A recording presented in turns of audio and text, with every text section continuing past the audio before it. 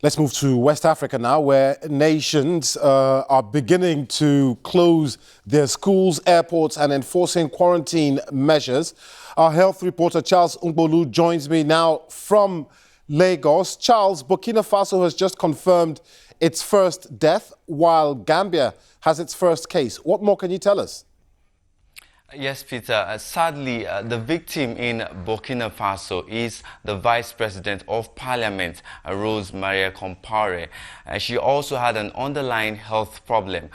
She suffered from diabetes. She is the only known person to have died from the coronavirus in the whole of sub-Saharan Africa.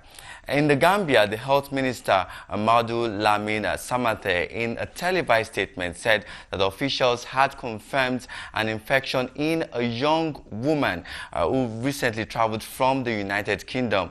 She went into self-isolation after feeling feverish before being confirmed as a positive case.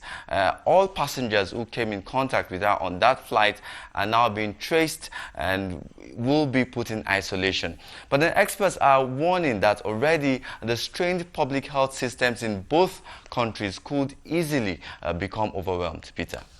And Charles, Burkina Faso is fighting an insurgency. How do we think this will affect the fight against the spread of this virus? That's right. The fight against the COVID-19 in Burkina Faso could be complicated by not only this war it is fighting, but also by the hundreds of thousands of people displaced by it. Starting on Monday, all schools and universities will be shut for the rest of the month.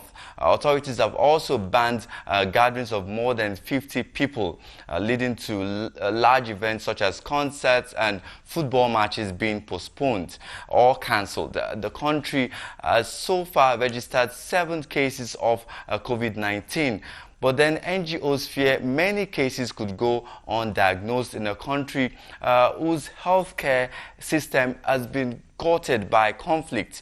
Last year, clashes between government forces and bandits and armed groups linked to ISIL and Al-Qaeda led to more than 2,000 deaths and forced more than 700,000 people to flee their homes. This, many believe, could derail the fight against the virus. Peter.